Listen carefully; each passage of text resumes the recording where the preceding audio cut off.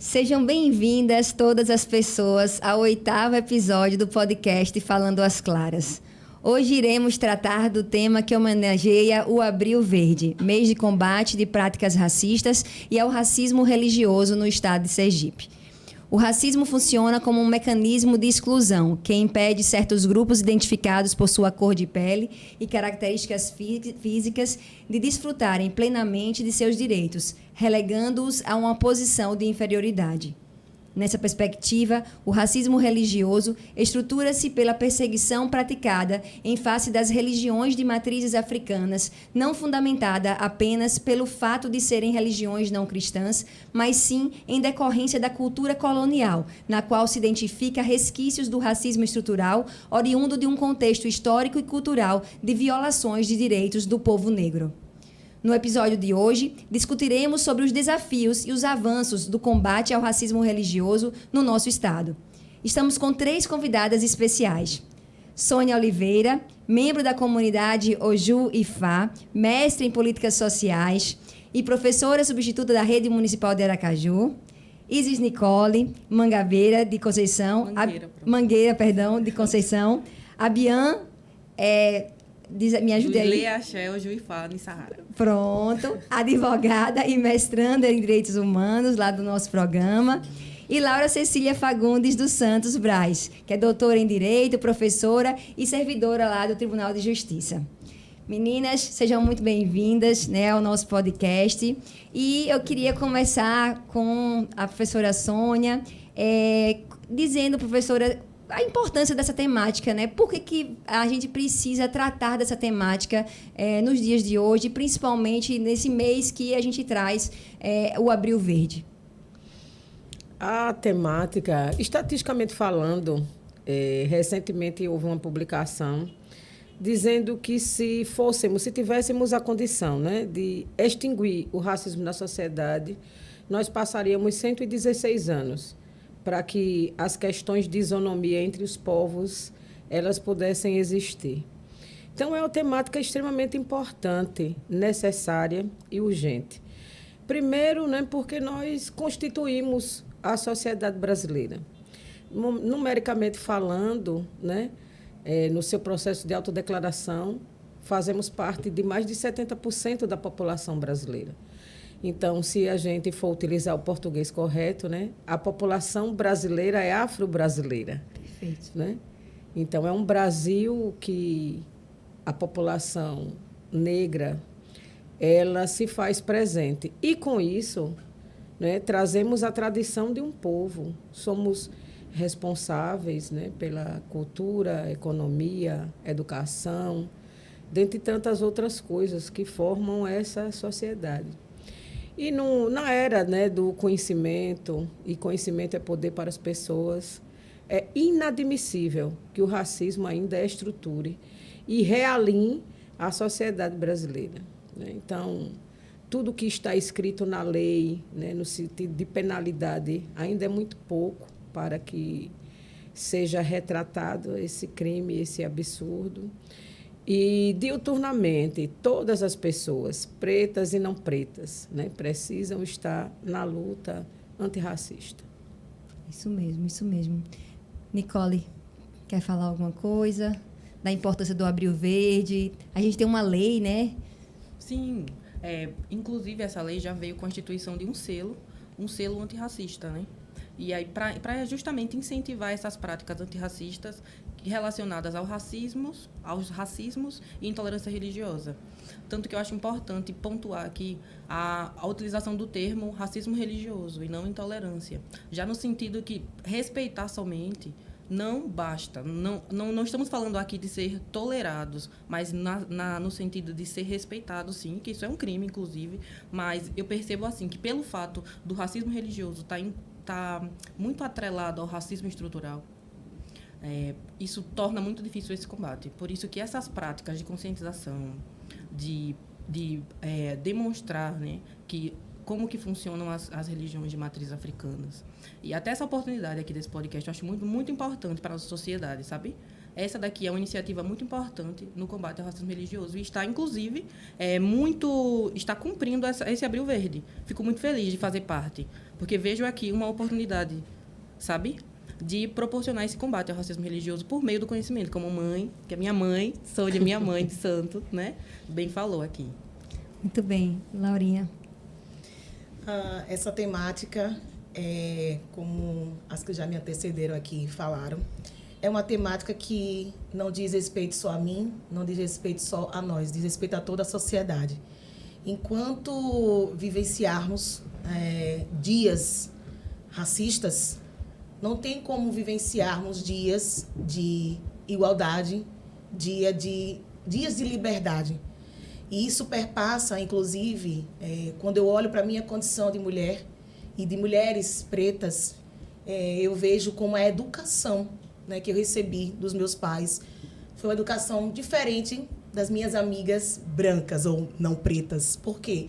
Eu percebo até que, enquanto elas foram criadas para um casamento, para a reprodução de ter filhos, eu fui criada para ser livre.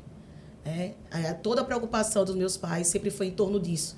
Somos 3 filhas, então eu percebo que já na nossa idade mais tenra e lá na escola, porque eu, como muitas crianças negras que os pais se esforçam para colocar em escola particular, obviamente que eu estava em meio aos brancos, né? Então, desde muito pequena que eu tive que aprender a me defender.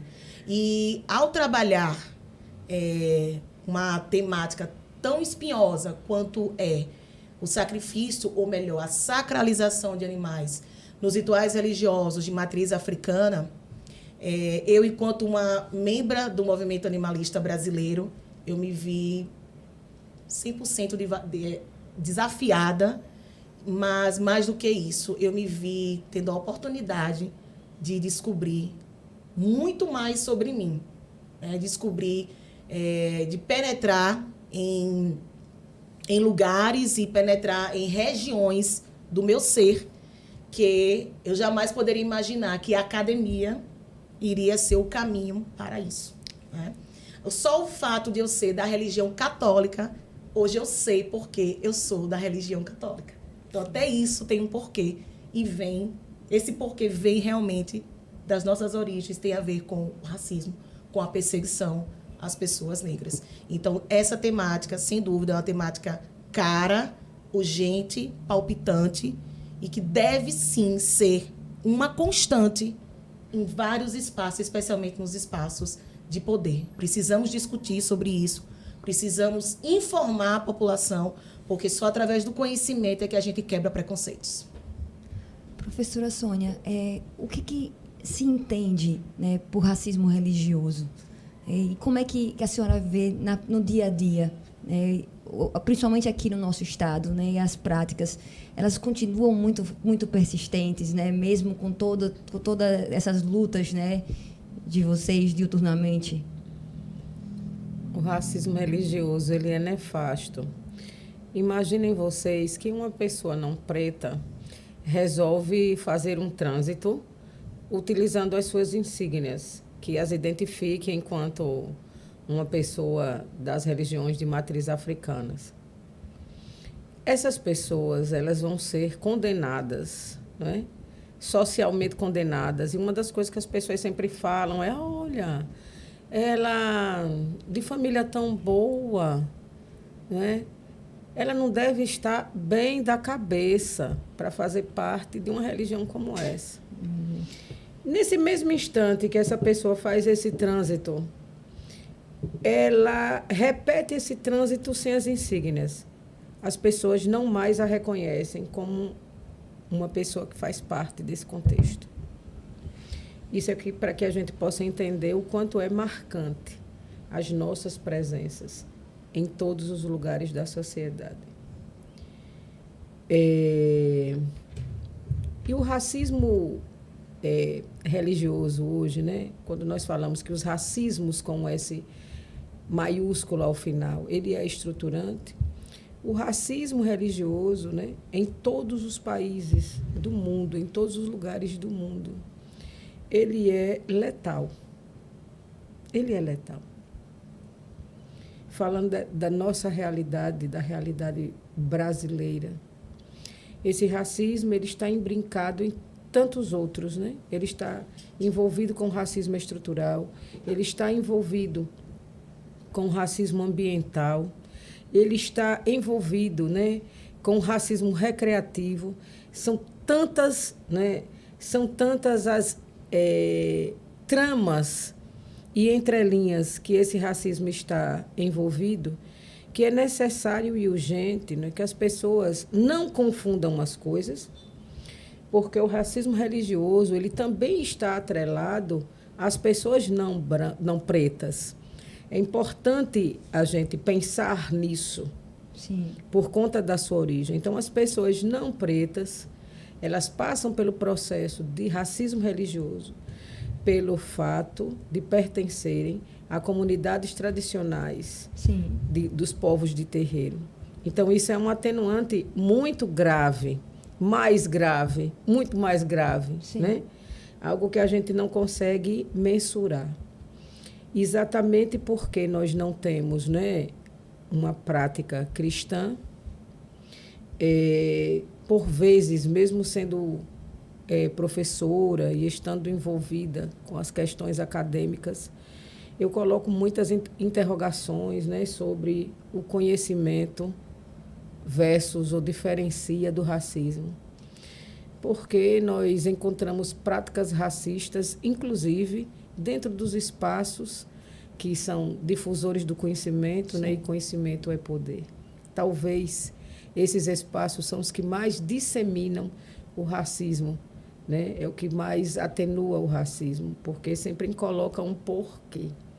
É bom a gente refletir também sobre essas questões e nessa compreensão de que está para além das questões do conhecimento. Não basta só a gente compreender como as coisas funcionam e dizer, pronto, agora nós não somos mais racistas. Sim. Não é. Talvez essa compreensão de mundo, né, de como de fato é e não de como está posto, reforça muito mais, né, o racismo. É inadmissível para muitas pessoas compreender o continente africano como berço da civilização. É inadmissível compreender muitas questões de tecnologias intelectuais, né, que estão no continente africano, e a exemplo do Egito, ser o Egito e não estar na África, isso não é ensinado na escola. Porque existem questões de intelecto que até hoje, né, a ciência atual não consegue responder a tamanha tecnologia egípcia que é africana. É inadmissível as pessoas compreenderem determinados aspectos sociais e culturais que são vigentes, que são punjantes na nossa sociedade e de serem de origem africana e afro-brasileira. E, ao mesmo tempo, né, quando nós estamos numa busca ativa de saúde, numa busca ativa de equilíbrio, né, nós procuramos as práticas tradicionais de matrizes africanas. Então, eu sempre digo, né, quem é que nunca disse que uma criancinha estava com olhado? Quem é que nunca fez uma figuinha, seja de Guiné, seja de metais preciosos, de ouro e prata, para colocar no braço, né? Daquela criança que está vindo ao mundo e que é um momento de muita alegria e muita celebração entre as famílias. Quem é, né, que não se diverte, eu sempre digo isso, quem é que não se diverte da cintura para baixo e gosta muito disso, né? Isso traz alegria, traz energia, é movimento. E que a gente comunga todos os dias, né? Quem é que não come um bom acarajé e não se delicia, não se lambuza, não é? E quem é que vai admitir, né, que coisas que lhe tragam prazeres, né, satisfações e que façam parte do seu cotidiano sejam coisas, né, de remanescência afro-brasileira, africana ou até mesmo afro-religiosa? É muito difícil, muito complicado para quem recebe uma educação cristã pensando na possibilidade, não é, de que esse povo de Cristo é um povo, né, que escravizou em nome dele, né, e que tentou catequizar, que quis impor a sua cultura e que quer fazer uma separação na sociedade entre bons e ruins, né, e que, de fato, demoniza tudo aquilo que não é demoníaco, né? Embora a presença do demônio possa até existir, mas não nas nossas práticas, nas práticas das religiões de matriz africana. Então, é muito difícil. Aí você pega o nosso Estado brasileiro e começa a normatizá-lo, né? E se diz que temos um país que é legalista, que é constitucionalista. Nós temos essa Constituição Cidadã, a de 1988, né? Que trata como crimes alguns processos de racismo e, mais adiante, né, com as tratativas legais e as modificações desses artigos, nós temos leis muito mais efetivas, né, de combate ao racismo. E quando se trata de racismo e quando se trata de laicidade do Estado, nada disso funciona.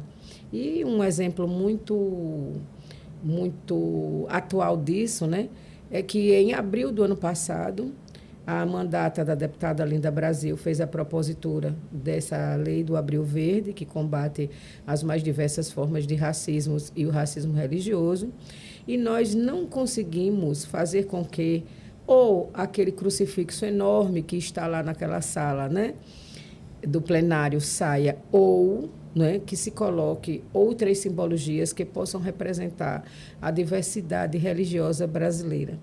E mais um outro ponto para refletir. Por quê? Como é que esta casa ela aprova uma lei dessa e ela não consegue minimamente executá-la? Então, nós não estamos falando de algo tão simples assim. O racismo não é algo tão simples assim. É um fenômeno nefasto social e presente. É muito forte, né? É muito forte porque é uma realidade cultural que está imbricada, né? E muito do que a senhora disse é verdadeiro, né? Porque eu me lembro, até comentei com Nicole, né? Que eu mesmo, ano passado, né, passei por uma questão de saúde, estou passando ainda por uma questão de saúde, e é o que a senhora disse, assim, né? Quanta sabedoria, né, existe nas religiões de matriz africana e quanto me ajudou, né? O quanto me ajudou. E tem me ajudado, né? Então, assim, isso é inegável, né? É inegável, porque existe toda uma compreensão que é muito mais ampla, uma sabedoria, né, por trás, que precisa e que é reconhecida, né, e que deve ser reconhecida. Então, isso é muito relevante, isso aqui é muito importante, realmente. A lei ela foi aprovada, né? A lei 9.404, né, Nicole? E ela instituiu, como a senhora disse, né, o mês de combate, né, ao racismo e à intolerância religiosa, e tem esse selo, né, também de combate ao racismo. Mas efetivamente a gente avança, como bem pontuou, né, a professora Sônia, mas ainda existem muitas questões a serem debatidas, né? Como, por exemplo, a questão dos crucifixos, né? E não somente, né? Tem a questão também que é muito debatida e é muito comentada, que é a questão que, ao meu ver, né, deveria já, né, ter sido superada, mas ainda não é superada, que é a questão da poluição sonora, né? Que tanto se fala de poluição sonora. Eu queria que a gente conversasse um pouquinho sobre isso, né? Porque eu acho que é um tema importante, né, para a gente debater. Então, fiquem à vontade, né? Nicole, Laura, professora Sônia. Então, eu acho interessante falar que, inclusive, recente, né? A comunidade do Juifá, eu, enquanto assessora jurídica da comunidade do Juifá, a gente foi para uma audiência pública para tratar essa questão aqui no Estado. Porque os terreiros de candomblé e umbanda, religiões de matrizes africanas em geral, utilizam instrumentos sagrados, entre eles os atabaques. E isso gera um som, né? Gera um som. Só que acontece que, nos momentos que os terreiros estão em funcionamento, né? Estão praticando sua religião, estão existindo algumas denúncias. Mas aí, o maior problema é qual é a motivação dessa denúncia. Porque muitas dessas denúncias é racismo religioso. Então, existiu esse questionamento, inclusive lá na audiência pública, sobre a motivação dessas denúncias, porque já existem TACs que foram suspensas naquele dia, né? Termo de ajustamento de conduta, no sentido de colocar uma multa diária de R$500. Meu Deus. Já estava instituído. A partir daquela audiência, o promotor responsável colocou uma suspensão, então eles pararam de valer. Mas já existiu isso. Estava valendo para pagar multa diária e ter que fazer isolamento acústico. Só que custo, né? Sim, não pensou nessa questão. Porque a gente está falando de uma religião que existe um histórico para que essa religião seja praticada hoje. Sim, sim. Não pensou que existem terreiros em lugares que não têm essas condições financeiras. Existem babalorixás e alorixás que não têm sequer esse conhecimento. Porque quando se fala assim, se fala de que se você usar aparelhos eletrônicos, você tem que fazer um procedimento. Se você não tiver aparelhos eletrônicos, também tem que fazer outro procedimento. Só que esse outro procedimento requer documentação, requer que o terreiro ou templo religioso esteja registrado. E tudo isso precisa de um conhecimento que talvez a maioria desses ialorixás, babalorixás, dessas ialorixás e babalorixás não tenham esse conhecimento para fazer. Isso é uma limitação da sua prática religiosa. Aí já estamos ferindo direitos. Estamos ferindo a Constituição. E aí eu queria só comentar rapidinho o que Laura, não foi? Laura falou antes, né? Sobre essa questão de você se conhecer no momento na academia, né? Uhum. E aí entra muito no livro de Bell Hooks, Tudo sobre Amor, que ela fala da importância da gente se conhecer nossos processos, de onde nós viemos, pensar em todo o processo escravocrata, e no livro ela até fala sobre uma chave de autorrecuperação. E essa chave de autorrecuperação seria você se conhecer, entender o processo escravocrata que aconteceu e as consequências dele nessa sociedade de hoje. Perfeito. E aí entra muito nessa questão de entender que nós viemos, né, de um povo que foi escravizado e hoje temos aqui racismo, inúmeros racismos. E isso vai nos dar ferramentas para lidar com ele, porque é uma coisa que acontece diariamente. Eu até quando você falando da questão de todas essas exigências que são feitas, impostas, né, aos terreiros, estava aqui me perguntando, essas exigências também são feitas a todas as igrejas evangélicas, porque nós sabemos que as igrejas evangélicas tendem, inclusive, a fazer até mais altos, né?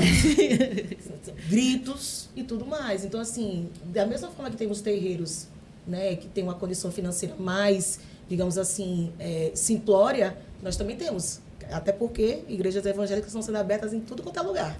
Né? Então, assim, eu me pergunto, aquela pequenininha lá também está sendo exigida a ela, todo esse aparato? Pois é.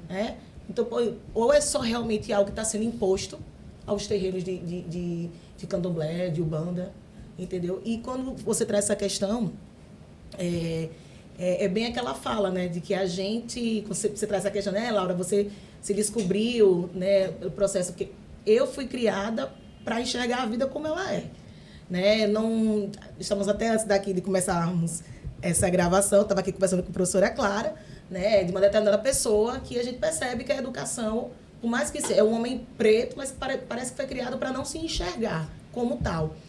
Eu já fui ao contrário. Minhas irmãs iam para poder realmente nos enxergarmos como somos. Mas, quando a gente fala em conhecimento, esse letramento racial também é exigido de nós. Né? Então, nós nascemos negras, mas essa questão de se tornar negra é um processo de cada um. E aí eu vejo que até para penetrar nisso aí, eu vejo até uma grande dificuldade de lidar com outra pessoa negra mesmo. Porque vai muito daquilo que da forma como ela foi educada, como ela foi criada para enxergar o mundo. Né? Então, eu torço para que cada vez mais pessoas negras se descubram negras, e mesmo que em meio à dor, porque é doloroso o processo. Né? Eu engordei mais de 30 quilos no meu doutorado e cheguei a escutar de uma pessoa que eu considerava muito, foi uma coisa que me doeu.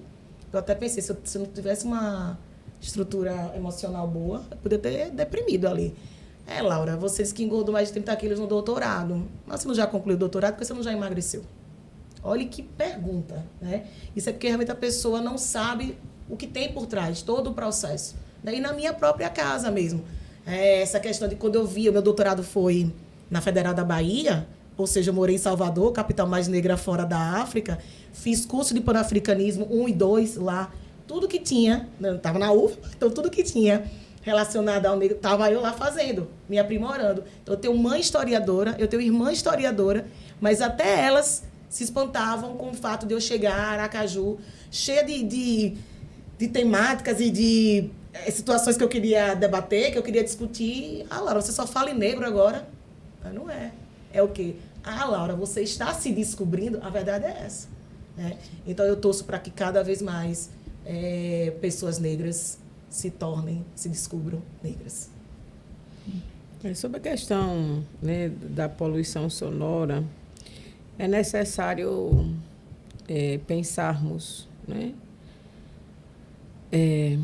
Nós temos, primeiro, que a constituição dos terreiros, enquanto templos religiosos, é uma constituição diferente, né, da formatação de outros templos religiosos. É algo que deve ser levado em consideração. E a legislação brasileira não considera esse formato, né? Primeiro ponto. Uma outra coisa que nós precisamos também refletir é sobre que nós conseguimos chegar a determinadas estruturas, chegar à porta, não conseguimos penetrar, furar esta bolha, né? Então, existe um processo ao qual o Estado reconhece as nossas práticas enquanto práticas religiosas e que nós fazemos parte, né, do arcabouço religioso brasileiro. Mas qual é esse formato? Uma interrogação. Nós queremos participar deste formato? Interrogação. Né? Porque nós, dentro, né, do que a gente pensa, não é só pensar na relação sociofinanceira das religiões de matriz africana. Né? Eu abro um precedente para discordar de partes, porque o processo de evangelização neopentecostal que existe hoje nas instituições de privação de liberdade fazem com que, né, aquela pessoa que está ali em privação ela seja catequizada no formato de colonização mesmo, que eu estou falando, que ela talvez não consiga fazer leituras de outros documentos, mas elas aprendem a fazer a leitura da Bíblia e ela sai daquele espaço ali, né, condecorado um ministro de confissão religiosa e chega em uma comunidade e abre um quadradinho 2x2 com um púlpito, 20 cadeiras e a partir dali é uma célula de uma grande igreja matriz. Então, no que se refere aos aspectos sociofinanceiros, nós também, possivelmente, né, podemos estar em pés de igualdade. Por isso que eu abro um precedente para discordar, porque, apesar das estatísticas, né, colocarem que a população negra ainda está, né, na base dessa pirâmide, no que se refere às relações de raça e classe, né? Quando a gente se refere desse jeito, dessa forma, talvez, né? Estou colocando um talvez aí. A gente esteja reforçando e endossando esses aspectos que não são aspectos apenas exclusivos das religiões de matriz africana, né? Diferentemente, não é, das igrejas católicas, que detêm uma outra estrutura e uma outra forma de se organizar, inclusive, né, financeiramente falando. Todas as outras, né, denominações religiosas, elas podem também estar inseridas dentro desse contexto. Então, essas diferenças todas, elas precisam ser observadas. E essas relações, elas precisam estar de cunho pessoal, né? Então, o Estado, ele tem lá uma forma de regularizar os seus templos religiosos. E a gente precisa abrir, de fato, essa oportunidade aos terreiros de se enquadrarem ou não neste processo. Se enquadrou, tudo bem, se encaixa e vai seguindo essas normativas. Mas nós precisamos também ter, legalmente falando, os terreiros que não querem, né, se adequar a este processo. Nós não vamos deixar de sermos um templo religioso e o que é, né, dentro do processo de laicidade do Estado e do direito à liberdade religiosa, como vai ser a partir de então, como é que esse culto, como é que o Estado vai regulamentar, né, este culto dentro, né, dos terreiros que não passarão pela regulamentação. Porque, como você bem disse, essas pequenas igrejas comunitárias, elas também não são regulamentadas, tanto quanto os terreiros. Perfeito. Né? Tanto quanto os terreiros. E aí pensando, né, em possibilidades que eu não estou falando só do meu povo, mas eu estou falando sobre a condição de proferir o seu culto, que a gente fala das questões de liberdade religiosa, né? Para que este julgamento do Estado, né, para que eu possa, inclusive, dialogar de forma legal, inserindo, né, todas as diversidades religiosas que estão.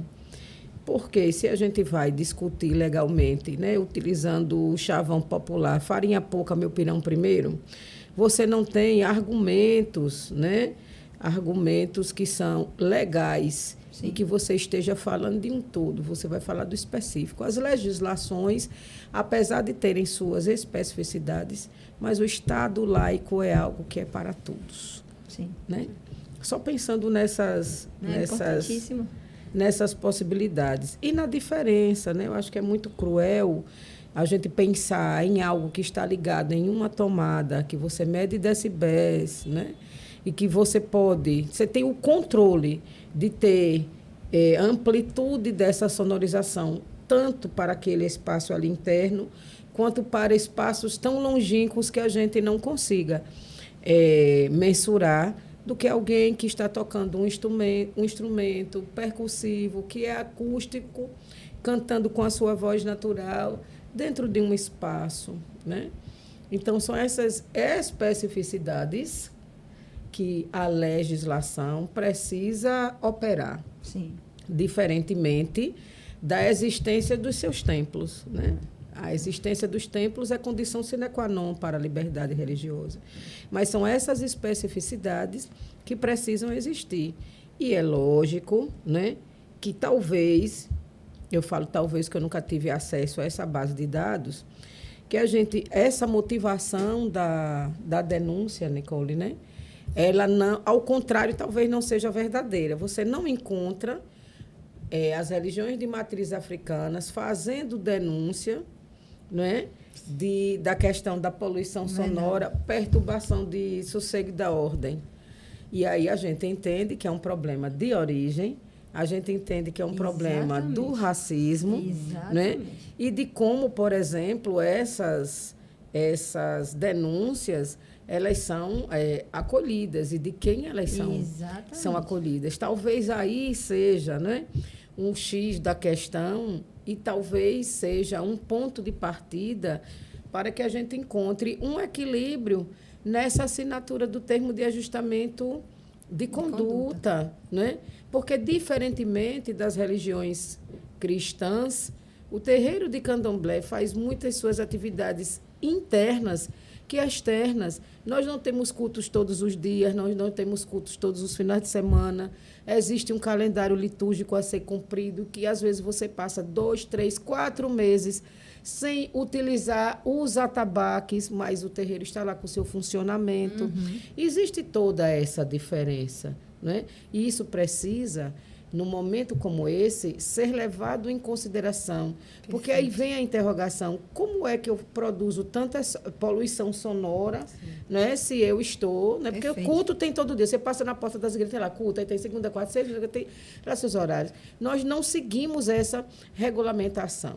Então, são essas as especificidades que quem está cuidando dessas questões precisam levar em consideração. Perfeito. Né? Porque aí é onde está a diferença entre os iguais. Não, isso é importantíssimo. Isso que a senhora disse é relevante e importante, porque, de fato, e a gente só escuta essa questão, por exemplo, né, de perturbação, de sossego em relação às religiões de matriz africanas. Por quê?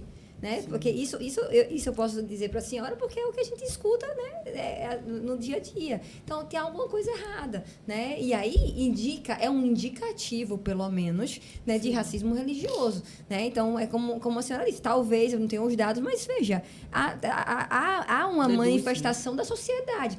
Quem é que fala? Quando a gente escuta, né, Laura, a gente escuta que é os problemas. Não, fechou o terreiro. Por que fechou o terreiro? Sempre é associado a terreiro. Claro que é. É claro então, que é. Então, da onde parte a denúncia e quem é que acolhe? Pois nunca fechou igreja, pelo menos eu nunca vi. Né? Eu também nunca vi. Eu também nunca vi. E a gente sabe que tem igrejas barulhentas, né? Perfeito. Tem igrejas barulhentas. Essa fala da professora Sônia me remete até algo que foi discutido na minha tese.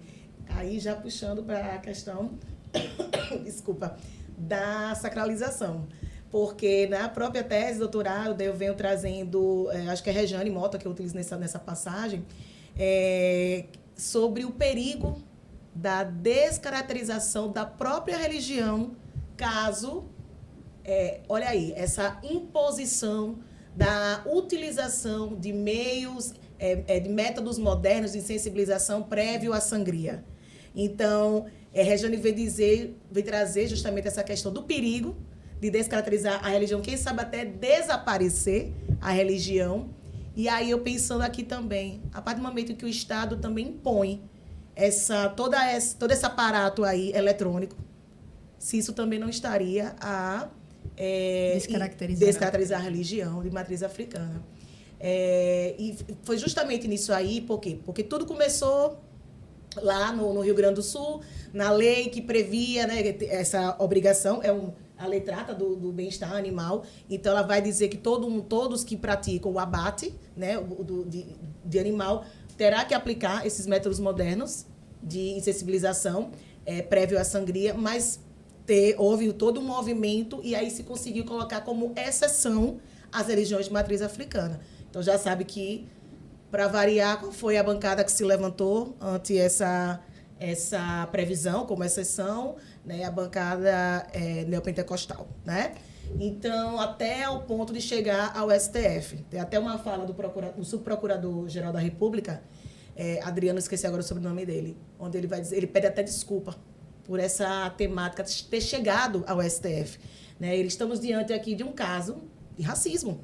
Né? Foi justamente isso. Eu estava comentando até a professora Clara, professora Sônia e Nicole, que se vocês forem pegar o meu pré-projeto, que foi o que eu precisei apresentar para participar da seleção do doutorado, até minha tese, vocês vão ver o meu processo de amadurecimento, e que é um processo que os meus pares do âmbito animalista, em sua maioria, não têm. Eles vão olhar, eles só sabem olhar para o sacrifício, para a sacralização, como um ato de crueldade. Eles não conseguem ir além, quando, na verdade, a base de tudo isso, a gente sabe qual é racismo. Né? Então, a própria fala do professor, do Dr. Edio Silva Júnior, quando ele disse que vocês estão preocupados com a quantidade de galinhas que nós matamos durante um ano, né? Mas vocês não estão preocupados com a quantidade de animais que são abatidos, né? Nos matadouros, o que seja. A mesma coisa que eu falo na minha tese. Por que essa imposição para as religiões de matriz africana, quando nós temos a judaica e a muçulmana, que também realizam sacrifício de animais? A gente sabe muito bem, o Brasil é um país que importa bilhões de dólares com a exportação de gado vivo para 33 países muçulmanos. Então, como representa a riqueza para o nosso país, está tudo certo. Agora, o fato das religiões de matriz africana, e a gente sabe por quê, é porque a origem é africana. Né? Aí tem toda essa conjuntura de preconceito e de intolerância. De uma intolerância. Estava conversando com Clara também, que toda vez que eu vou palestrar sobre o tema, para mim, entre os meus, a gente chama de eventos com os convertidos. Porque você falar para convertido é muito fácil. Quando eu falo também em questões raciais, não vejo como algo sábio a gente ter um evento com palestrantes negros falando de raça, pautas da raça, raciais, e no público a gente só tem pessoas negras, porque a gente não vai sair disso. Eu preciso atingir as não negras, né? Então, é a mesma coisa. Eu sendo do movimento animalista, eu preciso atingir os convertidos, no sentido de abrirem os olhos para essa questão, que aqui a gente não está falando. Essa questão não dá para a gente colocar a vida animal não humana em primeiro lugar. Até porque, quando a gente vai olhar para a história, o direito de comer carne, o direito de consumir carne, foi um direito conquistado com muito derramamento de sangue para a população negra. Vocês podem falar melhor do que eu. O que é o prato feijoada? Qual é a origem da feijoada? Então, como é que eu vou chegar para essa população que conquistou há pouco tempo esse direito, que ainda está a ocupar com muito sacrifício certos espaços de poder? Estamos ainda num processo. Como é que eu vou chegar para essa população e vou dizer: vocês não podem mais abater animais nos cultos religiosos que vocês realizam? E por quê? Como é que eu vou proibir? Como é que eu vou obrigar uma religião milenar que ela tem que agora usar métodos modernos de sensibilização prévio à sangria? Então, foi justamente a partir desses questionamentos que eu entendi. E uma das conclusões a que eu chego é justamente essa. Enquanto pessoas morrerem pelo simples fato de ter um tom de pele, pelo simples fato de professarem uma fé, desafiadora sempre será a luta pelos direitos dos animais. Porque não tem como a gente não levar em consideração que tem pessoas que ainda estão brigando para serem reconhecidas como pessoas, e aí a gente vem aqui e briga pelos animais. Não à toa, no Instituto Abolicionista Animal, de que eu faço parte, só sou eu e mais um, negros. O restante é branco. Não à toa também as pessoas associam o veganismo à branquitude. É moda, né? Porque eu até digo, você que impõe o veganismo, quando foi que você foi a alguma comunidade carente e foi ensinar técnicas da pessoa se alimentar, ter uma alimentação, uma dieta vegana? A gente não vê. Então, é muito fácil falar que é vegano, que é isso, aquilo, outro. E eu até digo assim, Clara, muito também você pode até, ao invés de implantar um discurso que seria para abraçar, que seria para trazer, você pode acabar até mesmo afastando ainda mais. Porque, infelizmente, a gente não pode falar de todo mundo, mas uma boa parte das pessoas que são veganas, elas tendem a ter essa postura. É uma postura de, tipo assim, se você não é vegana, é como se você ou tivesse atrasado, ou então, assim, você não merece nem respeito, entende? Então, imposição a história mostra, né? Imposição nunca foi um caminho sábio, nunca foi, né? Um caminho inteligente a se percorrer. Então, eu posso dizer a vocês assim, que o meu processo, na própria academia, eu fui, inclusive, eu posso lhe dizer, massacrada por um doutorando que é candomblessista, né? Ele veio falar comigo no Instagram, foi interessante, porque eu quis segui-lo no Instagram, aí ele pediu para me seguir, e ele não me aceitou logo. Ele primeiro foi para olhar o meu feed, as minhas redes sociais, e aí ele viu foto minha com Macota Valdina, a saudosa Macota Valdina, com quem eu fui para uma palestra com ela, depois eu bati um papo com ela.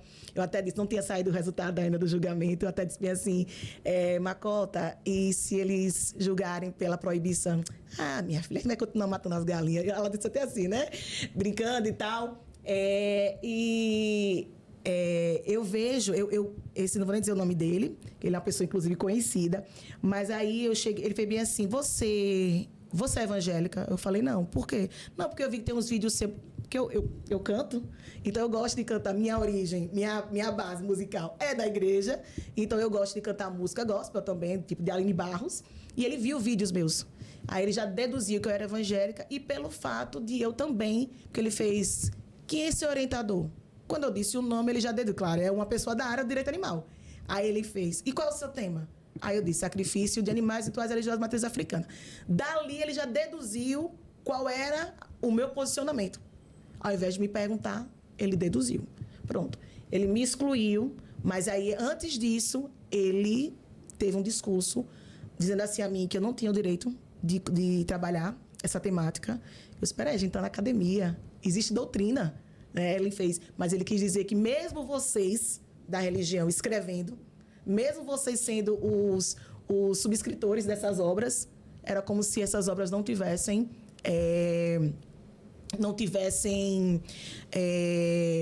o valor que qualquer outra obra doutrinária teria, entendeu? Então, essa foi só uma das passagens, apenas um dos momentos que eu estou trazendo para vocês que eu enfrentei. Então, perceba que eu sofria pressão tanto de quem era da religião, de matriz africana, quanto do movimento animalista. Mas eu me mantive firme e foi assim até o dia da banca, porque eu fui execrada por um membro da banca. Só para vocês terem ideia, ele entrou e ele já foi logo dizendo... O único que me tratou como doutoranda foi ele. A doutoranda vai precisar fazer ajustes nessa tese, que em 10 dias ela não vai dar conta, sendo que nós temos 30 dias, né, para fazer os ajustes. E assim, muito, Laura, do que você falou, eu queria deixar bem claro aqui, para você ver como funciona o racismo estrutural, né? É uma estrutura tão perfeita, que ela funciona. Funciona até hoje. Que a gente percebe essa questão dos acessos, né? Olha, assim, para deixar bem clarinho, olha, é uma estrutura tão perfeita que ela usa de pessoas negras no seu mecanismo. Por isso que existem pessoas negras que são de terreiro e ainda não têm esse conhecimento, não têm esse letramento racial, nem não entendem essas questões. E aí, quem toma as nossas decisões? Quem tem o poder decisório realmente? Tanto que você falou, chegou até um STF e ele pediu desculpa por ter chegado até lá. Porque nesse trânsito não tem pessoas racializadas. Se tem, é muito poucas. E a gente chega nesse lugar de representação. A gente pensa, representação. A representação é suficiente apenas para pessoas negras? Porque a gente também tem pessoas negras, mas também tem pessoas negras que são de terreiro. Também tem pessoas de terreiro. Pessoas que não são pretas. Sim. Mas aí, quando a gente vai conseguir ter esse acesso? Esses taxas que foram regulamentados. Quem decidiu esses taxas? Quem estava com poder decisório? Provavelmente, uma pessoa branca. Um homem, geralmente um homem cis e hétero. Então, a gente entra muito nesse lugar. Por isso que, às vezes, nós, pessoas pretas, sofremos violência de outras pessoas. Sim. Porque é um mecanismo do Estado. Claro. O Estado tem essa política de necropolítica. Então, vão existir relatos no sentido de que, sim, uma pessoa de terreiro teve um posicionamento que a gente pensou que não teria, mas também é uma pessoa. E a gente sabe quem tá escolhendo as coisas pra gente. Não é uma pessoa negra, né? E ainda temos que ver, é uma pessoa negra que tem esse letramento racial, que entende todo o processo histórico, né? Uhum. De pessoas racializadas. A professora Sônia disse, né? A importância de chegar, né? a esses espaços. A espaços de poder. E também, eu quero passar para a professora Sônia para se manifestar. O que eu vejo, o que eu vi, o que eu acompanhei, principalmente na questão, né, da sacralização, do ritual, né, da sacralização, é a total falta de conhecimento do próprio ritual, né? Então, assim, é uma falta de conhecimento. Por quê? E isso é péssimo no sentido técnico, porque, assim, não se educam as crianças, né, para conhecer as religiões na sua diversidade, né? Eu costumo dizer isso lá em casa, assim, porque eu tento trazer, né, livros para as meninas. Eu tenho duas meninas, né? E eu mostro, né? Trago essa consciência. Mas, assim, nas escolas não se educam. Por quê? Porque a gente tem muitas escolas que só vão trazer uma vertente e não vão trazer todas as... Porque qual é a escola que se explica, né, por exemplo, as religiões de matrizes africanas? Eu queria saber quais são as escolas, assim... Mesmo com legislação para isso, né? Exatamente. Existe. Então, assim, a gente não tem. A gente tem um recorte muito específico. Então, assim, muito embora... E eu defendo isso há muito tempo, que a liberdade religiosa, ela deveria trabalhar, né, dentro da liberdade religiosa, dentro do ensino. O ensino, ele tinha que trazer todas as religiões para que a pessoa se sentisse livre até para fazer essa escolha. Porque a pessoa não tem liberdade para escolher, e isso é muito sério. Até a escolha, né, de não ter religião. Inclusive, que é uma das questões, né? Exatamente. Então, assim, isso é muito grave. Então, acho que é isso, assim, que eu queria tratar, porque, assim, não se sabe. Então, a decisão do Supremo, que chegou no Supremo, é uma decisão que, de algum modo, né, ela vai, né, ao encontro, né, de pelo menos assim melhorou, né, no sentido de pelo menos não reforçou o racismo religioso, porque eu imagino que se fosse uma decisão seria na total contramão, né, não reforçou o racismo religioso, retrocesso seria. Né, seria um total retrocesso, mas ao mesmo tempo a gente precisa de muito mais, né, precisa de muito mais, professora. Acho que tem alguns equívocos, né? E falando de uma prática religiosa mais contemporânea, o que foi o sacrifício do cordeiro? Eu nem quero falar, mas quero deixar aqui essa interrogação do que foi, para que foi e quem o fez. Né? Então, quando a gente pensa nessa possibilidade, não existe uma outra resposta que não seja racismo. Tem uma discussão muito atual, né, para os defensores. Agora nós estamos importando pedra de vesícula de boi, porque faz parte, né, de saúdes integrativas lá do povo do Oriente, e descobri que isso fazem bilhões. Semana passada eu assisti uma matéria de muita gente presa, de muitos milhões de dólares de Polícia Federal envolvida nas investigações para procurarem pedra de vesícula de boi. Né? Também trago essa reflexão, né? Como é que a sociedade, como é que o movimento vai se pronunciar referente a isso. Porque se não se pronunciar, o racismo está envolvido nisso aí, né? Porque cargas são roubadas, bois são abatidos cruelmente, as carnes jogadas em qualquer lugar, porque a intenção é apenas a pedra da vesícula do boi. Perfeito. Então, né, se a gente não consegue fazer essa reflexão, para que a sociedade não fique dizendo a todo tempo, né, que é mimimi do povo preto, se a gente não pensar, sempre trazendo...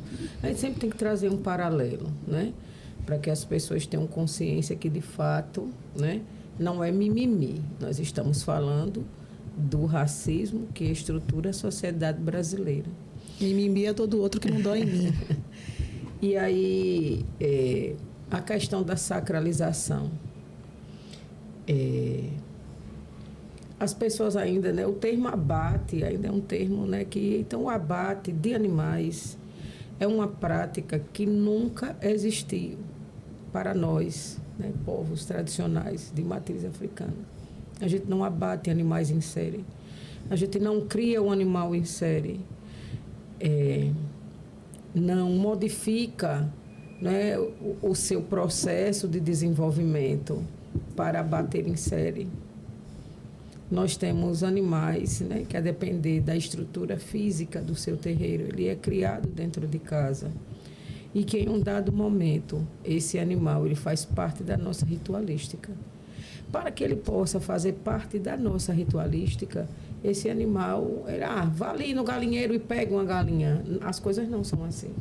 Esse animal ele é separado, né? Ele passa por alguns cuidados para que ele possa ser, de fato, sacralizado, que é sacrificar para o sagrado. Né? Quando a gente vai comer um frango dentro de um terreiro que não é num processo de ritualística, a gente compra lá um que já está lá congelado, sei lá, não é daqueles animais que para a gente são cultuados e cultivados para o sagrado. Até a alimentação deles é feita de forma diferente. E ele está ali dentro do terreiro para crescer, para chegar na sua fase, para procriar, né? Então, esse animal ele é preparado, a gente canta para ele, tem toda uma ritualística que é especial. E após feito esse processo de sacralização, o tratamento da carne ela é feito de forma especial. Para nós, existe uma máxima. Se você não for comer, né? Se o ser humano não for comer, você não sacraliza. Ele não tem serventia. O processo de sacralização, ele tem uma relação com o divino e com o humano, juntos. Então, se essas duas integrações não acontecerem, não é sacralização, é qualquer outra coisa E isso não pertence às nossas práticas. Perfeito. Até um tempo desse, a gente sacralizava a gente para fazer pacto com o diabo, entre outras coisas aí, né? Então, não se mata o que não se come. Perfeito. Isso já está escrito aí, para quem valoriza apenas a escrita como uma forma de conhecimento, isso já está escrito aí, já faz um bom tempo. Perfeito. Né? Então, existem questões que, o que eu sempre digo lá em casa, do segredo que não é segredo.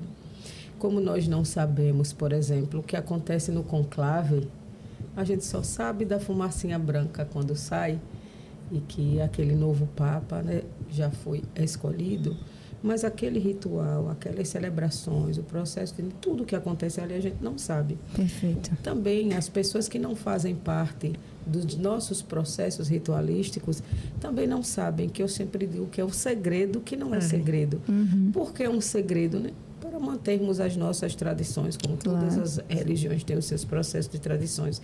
E aquilo que não é segredo é porque a escolha pela sua religião é algo seu. A partir do momento, né, que você se identifique enquanto membro de alguma comunidade, o segredo já não é mais. É verdade. Já não é mais segredo, né? E por conta disso, de que as pessoas não detêm esse conhecimento, elas demonizam. Verdade. Né? Demonizam, e porque, né, tem esse ritual, né, de que antigamente, né, se falava de sacrifício. Acho que é muito filme aí que assiste, né? De sacrifício, de não sei o quê, do sol que baixa, da lua que levanta, do cosmo que abre dos portais, né? É verdade. O negócio. É verdade. E aí as pessoas acham que isso aí é a mais, né, pura verdade. E elas embarcam nesse contexto. Mas essa discussão também, ela foi, apesar de ter sido dura, é uma discussão para a gente muito saudável, porque é uma pauta, né, que pessoas se colocam a favor, pessoas se colocam contra, e é um momento também que nós, né, podemos dar para as pessoas letramento. Com certeza, com certeza. Né, as pessoas, né, você está ali assistindo sua TV, imagine, né, que é o seu único canal de conhecimento. Está lá assistindo a TV, passa um negócio, você vai olhar, você vai ouvir uma opinião, vai ouvir outra, vai tomar a sua, vai começar a emitir opinião sobre o assunto, e nós colocamos em pauta o racismo em pauta na sociedade brasileira. Que sejam para concordarem, que sejam para discordarem, mas o assunto está em pauta, não está ali guardado. Perfeito. Isso é extremamente importante. Verdade. Né? Perfeito. Verdade, verdade. Meninas, eu queria, a gente está encerrando já, né? Mas eu queria que vocês deixassem assim uma frase, né?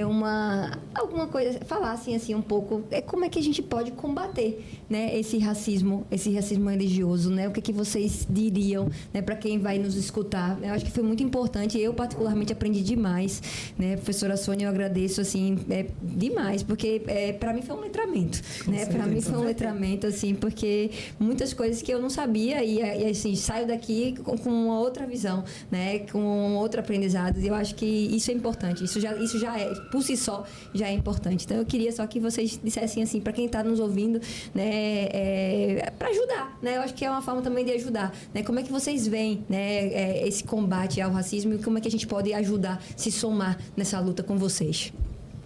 Cada uma, fique à vontade. Eu penso muito na ideia da educação mesmo. E, assim, deixar de lado essas pré-ideias, esses preconceitos mesmo, no sentido da palavra mesmo, de preconceito, deixar de lado e estudar, sabe? Entender. No caso, eu penso muito que acontece muito para nós, enquanto pessoas de terreiro, muitas palavras racistas.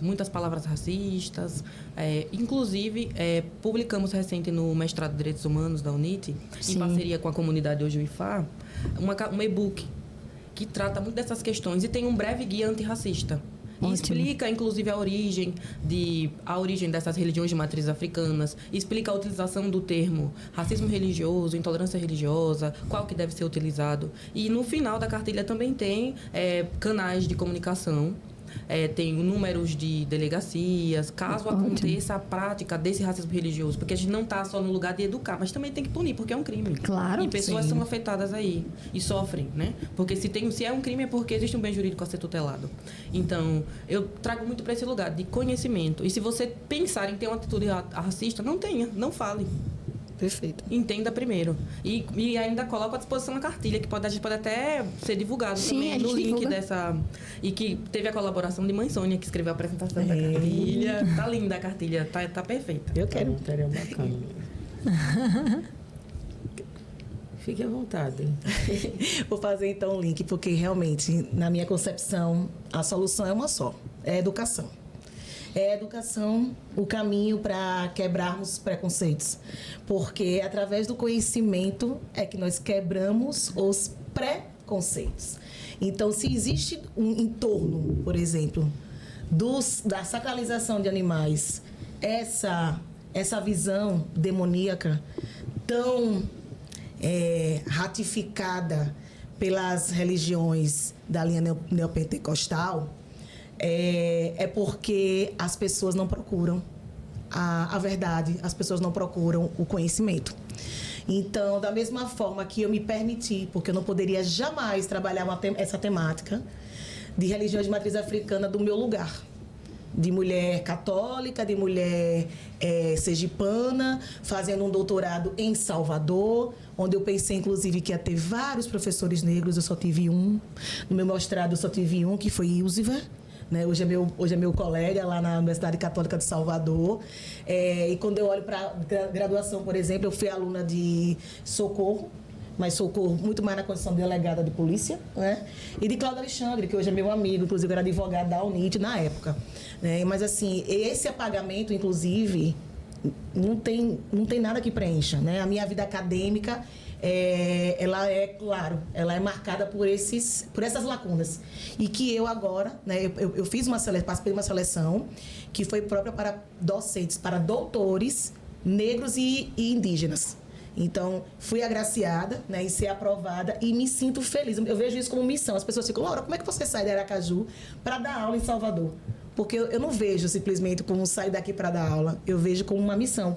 Hoje os meus alunos estão tendo a oportunidade de aprenderem direito penal por um viés de alguém que já vai trazer o quê? A origem do Código Penal, que foi algo que não me ensinaram. Né? Como o crime de mendicância, a contravenção, como o furto, o roubo. Por quê?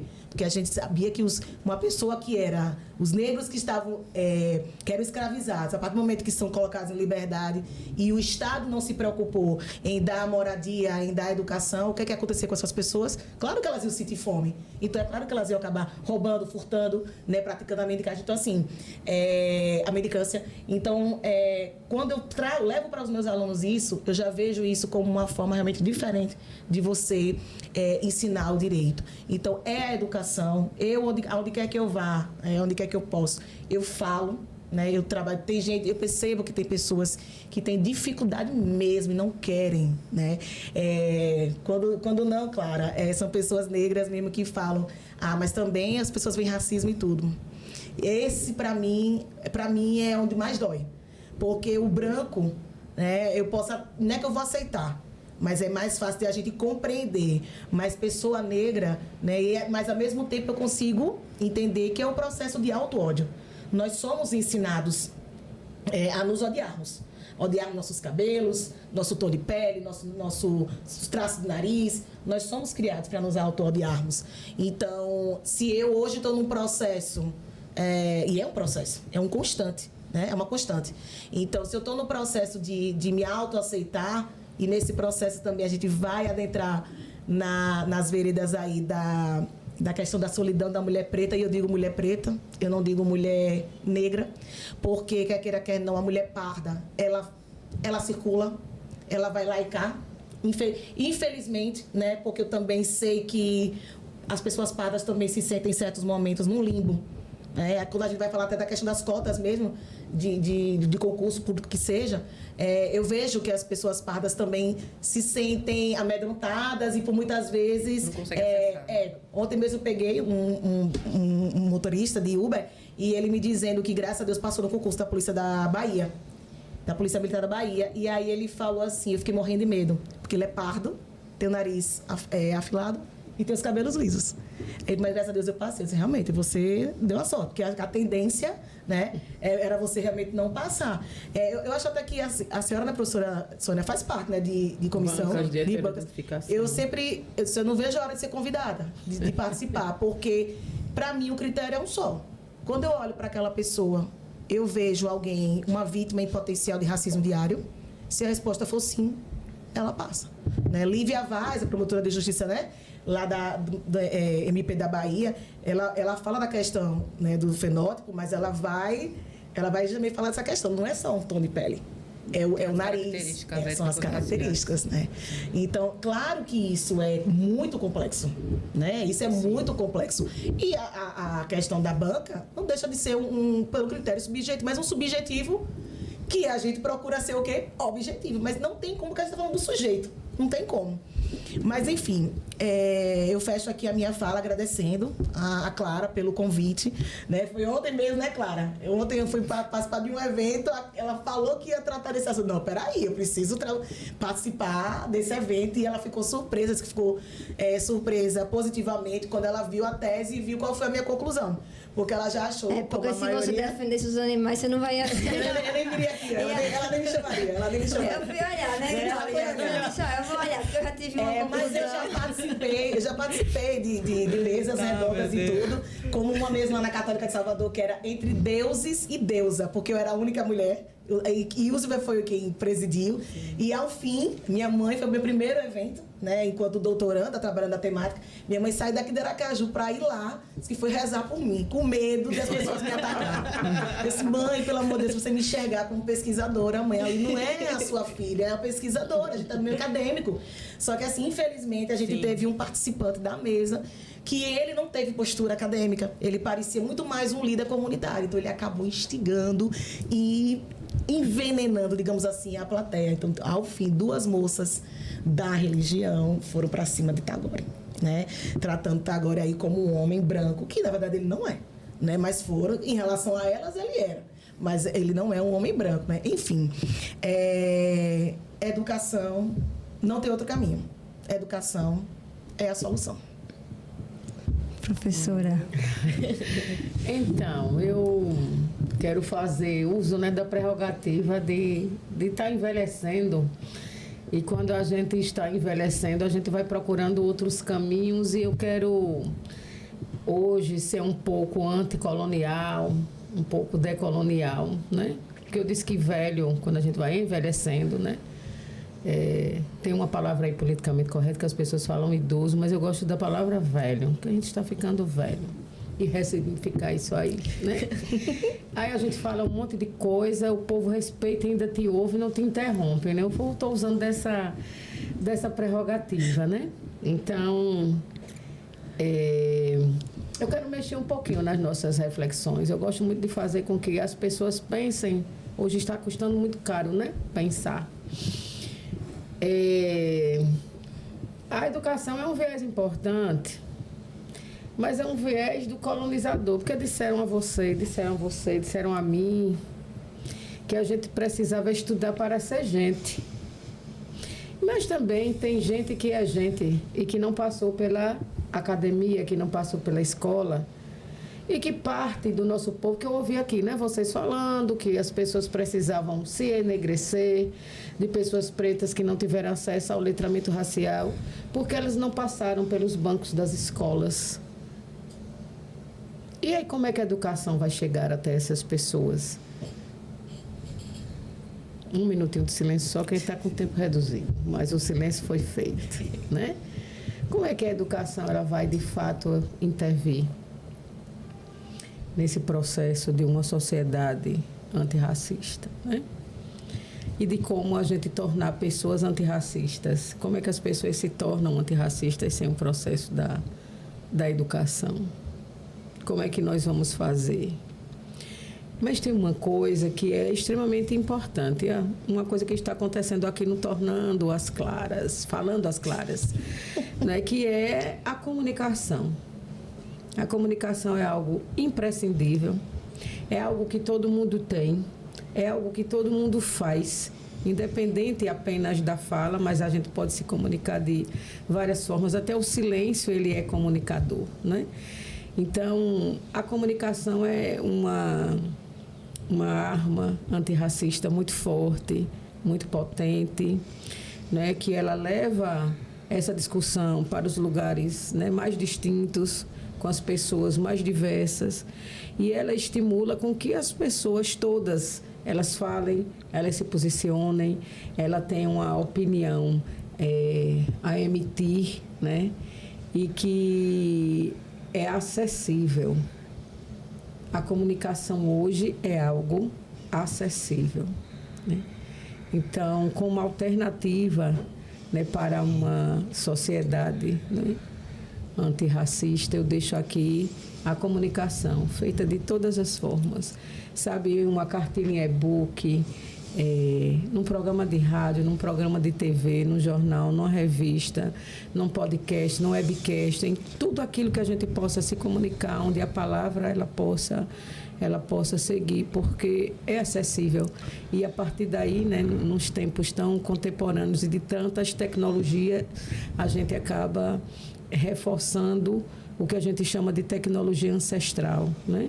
E o que a academia faz hoje. A academia transforma, né, toda a oralidade do povo preto, do povo de terreiro também, em grandes obras, né, literárias, acadêmicas, científicas, né? Transformam esse saber, que não é só popular, é um saber tecnológico do nosso povo, né, em letras, em livros, né, em um vasto material.